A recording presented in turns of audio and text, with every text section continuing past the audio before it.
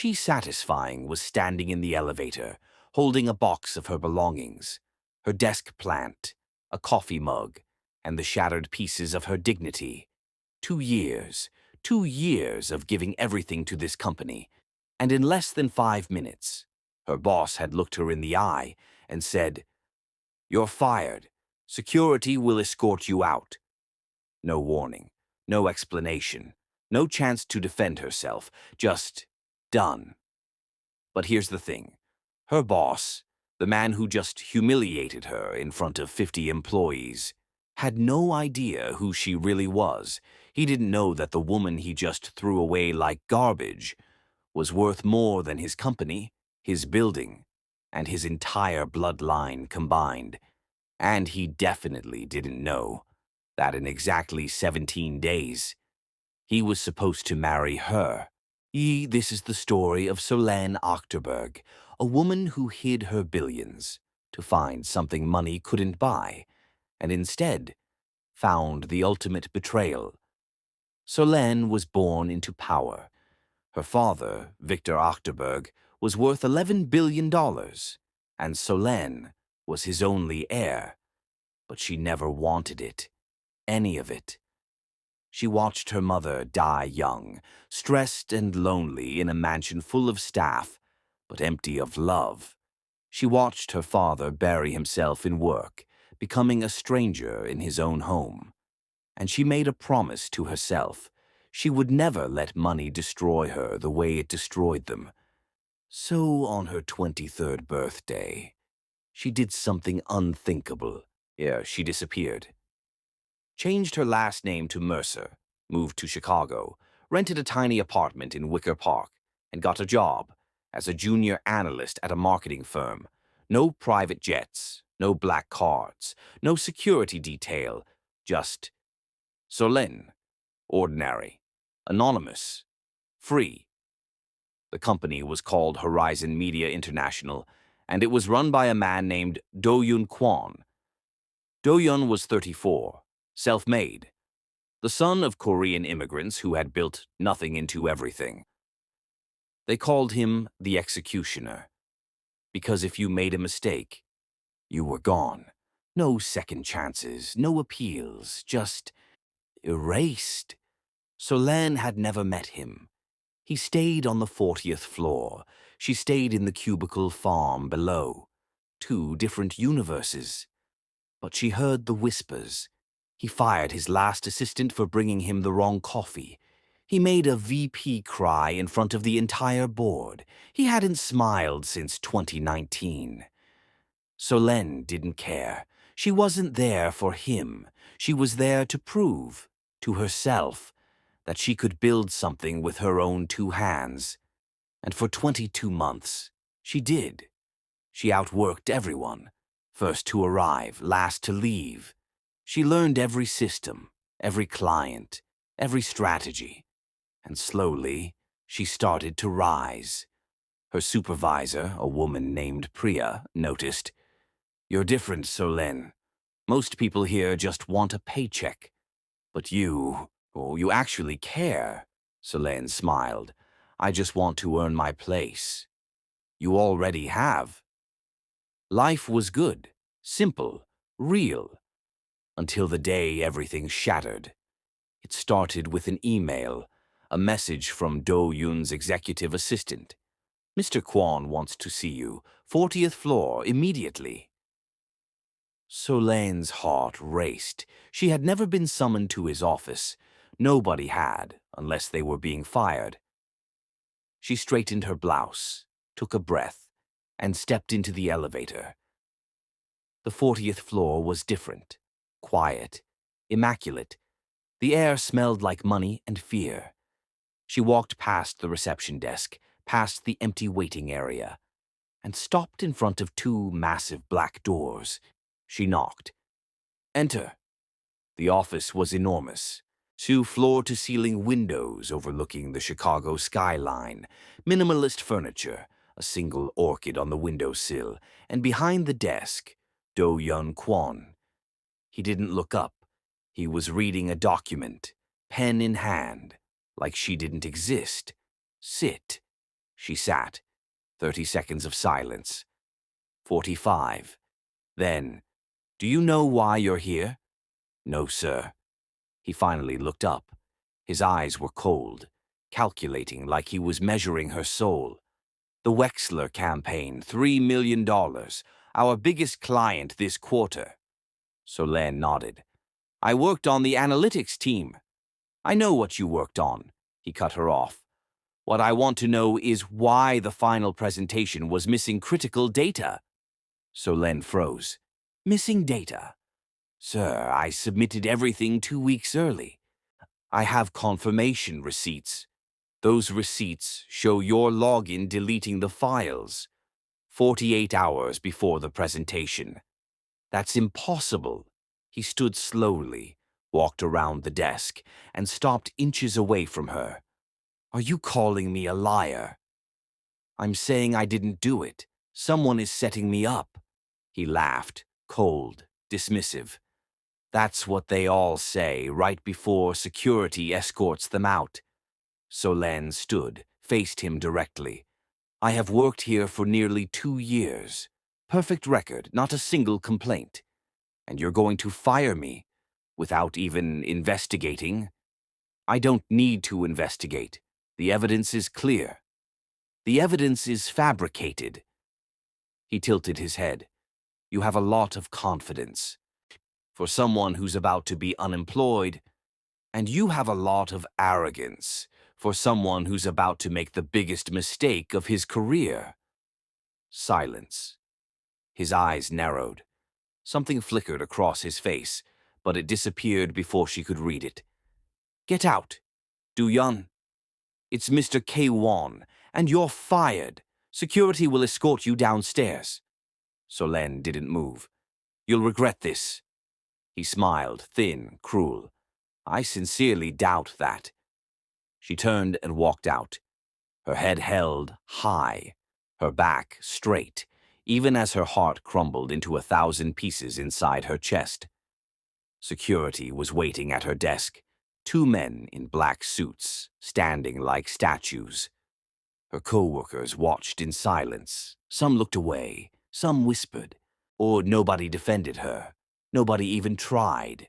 She packed her things into a cardboard box, her desk plant, her coffee mug, a photo of her mother, and then she was gone.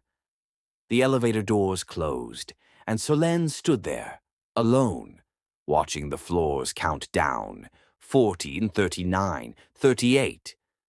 She should have felt sad, broken, defeated, but instead, she felt something else, something that started as a spark and grew into a flame.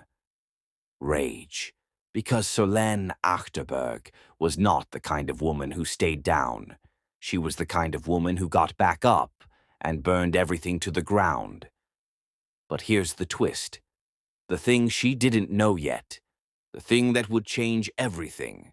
6 months ago, her father had made a deal. A merger. Achterberg Holdings and Kwon Industries. The biggest business alliance in a decade. And to seal it, he had arranged a marriage. Solène Achterberg was engaged to a man she had never met, a man she had never seen, a man named Do-yoon Kwon. The same man who had just fired her, the same man who had humiliated her, the same man who had no idea, who he had just made his enemy. And in exactly 17 days, she was supposed to become his wife. That night, Solène sat in her apartment. The lights were off, the city glowed through the window, and her phone wouldn't stop buzzing. Her father, Victor Achterberg, calling again and again. She let it ring, let it go to voicemail, let it ring again. Finally, she picked up. "Solène, where have you been?" "Busy. We need to talk. About the arrangement." She closed her eyes. The arrangement, the marriage, the deal she had agreed to, before she ever moved to Chicago. "The Kwon family wants to meet you. This Saturday, formal dinner, full introduction." "I'm not ready." "You don't have a choice. This merger depends on it. Everything depends on it. Solen gripped the phone tighter. Father, what if I said no? Silence. Long. Heavy. Then, you won't because you understand what's at stake. For this family, for our legacy, for everything I've built. The line went dead. Solen stared at the phone and laughed, bitter, cold, hollow, because the universe had just handed her the most twisted situation imaginable. The man who had destroyed her was the man she was supposed to marry, and she had exactly 17 days to decide what to do about it. But deep down, she already knew. She wasn't going to run. She wasn't going to cry. She wasn't going to beg for forgiveness. She was going to walk into that dinner, look him in the eye, and make him choke on his own arrogance. Because Solen Achterberg didn't get sad, she got even. Saturday arrived, and Solen transformed. Gone was the junior analyst in a wrinkled blouse.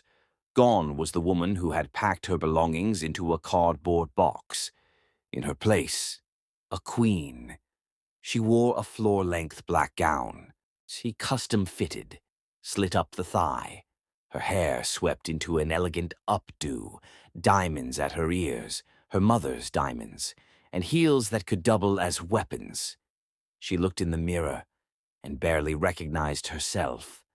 This wasn't Solen Mercer. This was Solen Achterberg, heiress to $11 billion, and she was about to make Do-Yun Kwon deeply, profoundly regret ever crossing her. The dinner was held at the Kwon family estate, a massive property in Lake Forest, old money architecture, manicured gardens, security at every entrance. Solen arrived in her father's Bentley. The driver opened her door. She stepped out, and every head turned. She walked up the marble steps, shoulders back, chin raised, like she owned the place. Because in 17 days she technically would. Inside, the two families were gathered in the grand dining room. Her father, Do-Yoon's parents, his younger sister, business associates, and him. Do-Yoon stood near the fireplace, glass of whiskey in hand, wearing a perfectly tailored black suit, looking like he ruled the world. And when he saw her, his face went white. The glass in his hand trembled, his jaw tightened, his eyes widened, and for 3 perfect seconds, he looked like he had seen a ghost. Solen smiled, sweet, innocent, deadly. "Mr. Kwon," she said softly, "it's so lovely to see you again." The room fell silent. Do-Yoon's mother looked between them. "You two have met?" Solen tilted her head. "We have, briefly. At his company." Do-Yoon's father frowned. "His company?" "Yes." Solen's smile grew wider. "I worked there as a junior analyst for almost 2 years." Whispers rippled through the room. Do-Yoon's mother stepped closer. "You worked for us?" "I did until 3 days ago." "What happened 3 days ago?" Solen looked directly at Do-Yoon. "Your son fired me." Gasps filled the room. Do-Yoon's father turned to him, face red with fury. "Is this true?" Do-Yoon's jaw clenched. "I didn't know who she was." "You didn't know? You fired an Achterberg." "She was using a different name, and that makes it acceptable." Solen watched the chaos unfold and felt powerful. Her own father stepped forward. "Perhaps we should all sit down, discuss this like civilized people." Do-Yoon's mother nodded quickly. Yes, yes. Let's not ruin the evening." They sat. Dinner was served, but nobody ate. The tension was so thick, you could cut it with a knife. Do-Yoon sat across from Solen. His eyes never left her face, but he didn't speak, not for the entire first course. Finally, during the main course, he broke. "Why didn't you tell me who you were?" Solène sipped her wine. "Would it have mattered?" "Of course it would have mattered." "Exactly." She set her glass down. "You would have treated me differently, been polite, been respectful, not because I deserved it, but because of my last name." He stared at her. "So you tested me?" "No. I wanted to see who you really are, and now I know." Silence. His jaw tightened. "What do you think you know?" "I know that you're cold, that you fire people without evidence, that you don't listen, that you're so arrogant you can't imagine being wrong." The room held its breath. Do-yeon's father looked like he wanted to disappear. His mother's face was frozen in horror. But Do-yeon didn't look away. He held her gaze, and something shifted. "You're right," Solène blinked. "Excuse me?" "I said, you're right. I was arrogant. I didn't investigate. I made assumptions and acted on them without considering alternatives." He paused. "I was wrong." The room went still because Do-yoon never admitted he was wrong about anything. Solène studied his face, looking for the lie, looking for the manipulation, but all she saw was sincerity. "That's not what I expected you to say." "I know." He took a breath. "But it's the truth. And I owe you more than an apology. I owe you an explanation." He looked at his parents, then back at her. "Someone inside my company sabotaged you, made it look like you deleted those files. I didn't question it because I was under pressure, and I took the easy way out." "Who sabotaged me?" "I don't know yet, but I will find out." Solène leaned back. "And what about this arrangement? This marriage?" He met her eyes. "What about it? Do you even want this? Or is this just business to you?" He didn't answer right away. The silence stretched. "Then, I didn't want it. At first, I thought it was just another deal, another contract, another obligation." He paused. "But now what? Now I think I might have been wrong about that too." Solène's heart did something strange, something she didn't expect. It softened. She pushed the feeling away. "One apology doesn't fix everything. I know. You humiliated me in front of my co-workers. I know. You had security escort me out like a criminal. I know, and I will spend as long as it takes making that right." She stared at him, long, hard. "One chance," she finally said. "One. That's all you get. That's all I need." And just like that, everything changed. The next 2 weeks were unexpected. Do-yeon didn't just apologize. He showed her. He launched a full investigation into who had framed her. He personally reviewed every piece of evidence, and when he found the truth, he didn't hesitate. It was his head of HR, a woman named Miranda Chen. She had been embezzling money for years, and when Solène started getting close to discovering the discrepancies, Miranda had framed her. Do-yoon fired Miranda in front of the entire executive team, called Solène personally to tell her, and offered her a position, not as an analyst, but as Director of Strategic Operations. Solène said no. "Why?" he asked, genuinely confused. "Because I don't want to succeed because of my name. I want to build something myself. So build it with me, not for me, not under me, with me, as a partner." She considered it for a long time, and finally she said yes. But there was still one problem: the marriage, the arrangement. They had agreed to proceed with the merger, but the wedding itself was still a question mark. One night, 3 days before the scheduled ceremony, Solen found herself on the rooftop of Do-yeon's building, looking at the city lights, thinking about everything that had happened. She heard footsteps behind her. Do-yeon. He stood beside her in silence. "Are you nervous?" he asked. "About what?" "Saturday." She turned to face him. "I don't know what I am. This whole situation is insane." "It is." Silence. Then, "Can I tell you something?" he said. "What?" "The night I fired you, something bothered me. I couldn't sleep, couldn't focus. I kept thinking about the look on your face." "What look?" "You didn't cry. You didn't beg. You didn't break. You just looked at me, like you saw me, really saw me." He paused, and nobody had ever done that before. Solen felt her heart shift again, that same softening, that same unexpected warmth. "I was so angry at you," she said quietly. "I know. I wanted to destroy you.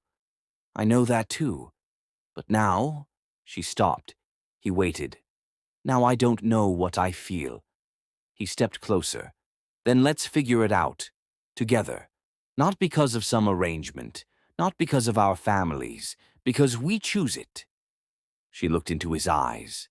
And for the first time, she didn't see the cold CEO. She saw someone real. Someone vulnerable. Someone who had spent his whole life building walls, just like she had. "Okay," she whispered. "Okay, what?" "Okay, let's figure it out."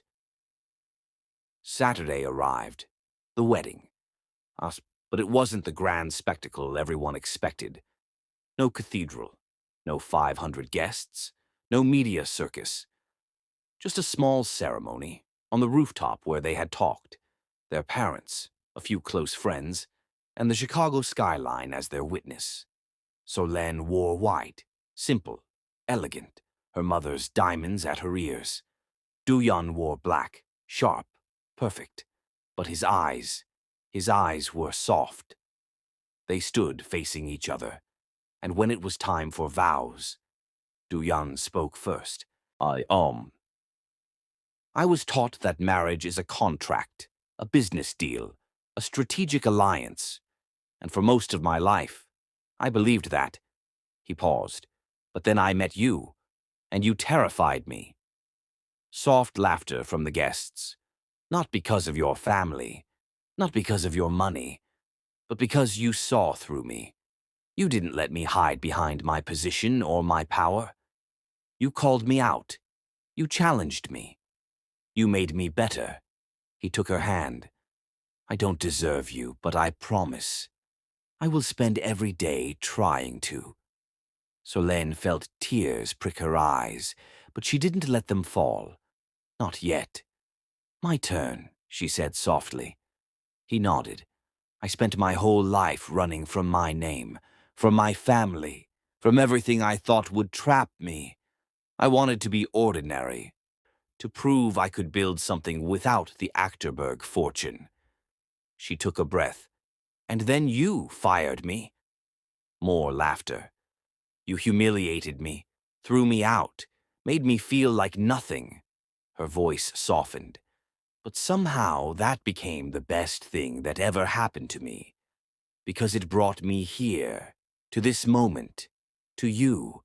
She squeezed his hand. "I don't know what the future holds, but I know I don't want to face it alone. I want to face it with you." The officiant smiled. "Then by the power vested in me." And just like that, Solen Achterberg became Solen Kwon, not because of a contract, not because of a merger, but because she chose it. 1 year later, Solen stood at the window of her corner office, CEO of Achterberg Kwon Ventures, a company she had built from the ground up. Do-yeon walked in, coffee in hand. "You missed our meeting." "I know, I was thinking." "About what?" She turned to face him. "About how crazy this all is. A year ago, you fired me. Now we run a company together. We're building something real." He smiled. "Regrets?" Not a single one. He walked over, stood beside her, looking at the same city view. I have a confession. Another one? The day I fired you, something happened that I never told you. She raised an eyebrow. After you left, I went to my office, and I just sat there. For an hour, I couldn't explain it, but I felt like I had just made the biggest mistake of my life. And now? He turned to face her.